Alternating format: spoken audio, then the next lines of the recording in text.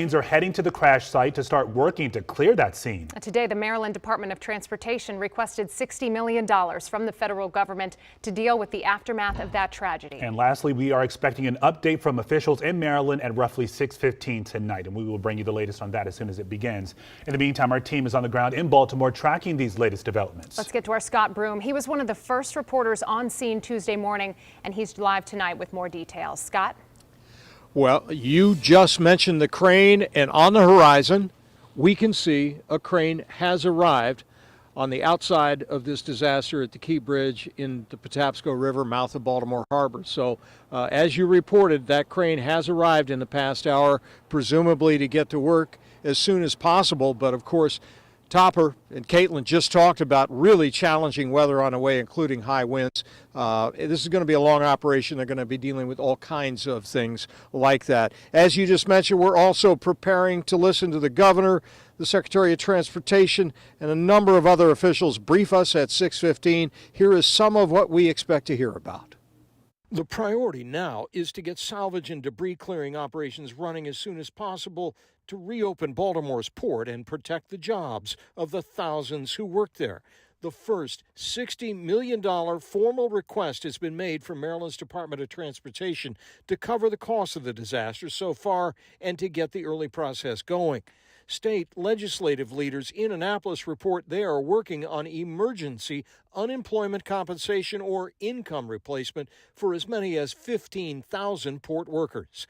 Meanwhile, the governors of New York and New Jersey say they've directed the Port Authority of New York to work up a plan for taking on more cargo there to minimize U.S. supply disruptions.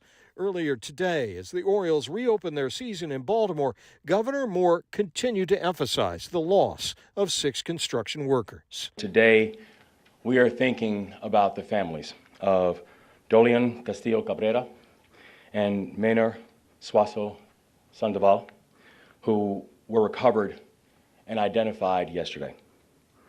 We pray for the family and the families of all of the victims of the Key Bridge collapse, and our hearts are with the families. And to all the families, we are so sorry for this tragedy. Back live now looking at that crane that's just arrived. Obviously the focus now on getting debris cleared and the port reopened despite the emotion of the loss of these workers.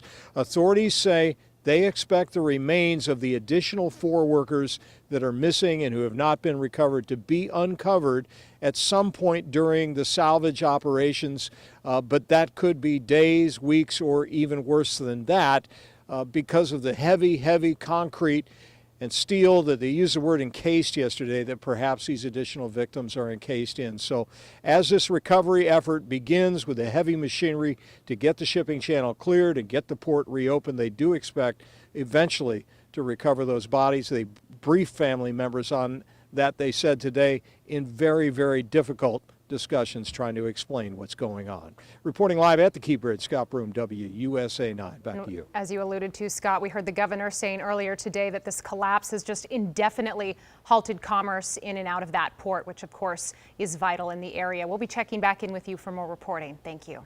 Zoe, over to you. Yes, Simone, as you mentioned, and Scott, too, the Port of Baltimore remains closed to ship traffic. This tweet was posted earlier this morning, and it shows federal and state officials working on a plan to try and get those ships sailing once again. You can see all of the people involved there. Now, of course, we've all seen the aftermath of Tuesday morning's accident. The Dolly is tangled in what remains of Baltimore's Key Bridge. And before maritime traffic starts moving again, this ship and all that debris, all of this has to be cleared out, as Scott mentioned. So let's put this into perspective. Big Ben in London is roughly 315 feet tall. The Washington Monument, almost 556 feet.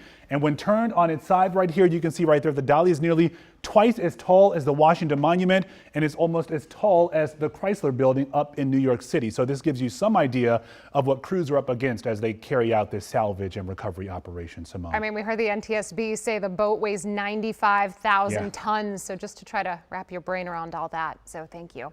And within the last hour, Baltimore got a chance to thank a couple of heroes. 3 Maryland Transportation Authority police officers were celebrated during the 3rd inning of the Orioles game. Sergeant Paul Pastorek, Corporal Jeremy Herbert, Officer Gary Kurtz, They were the ones who showed up right after the Key Bridge collapse.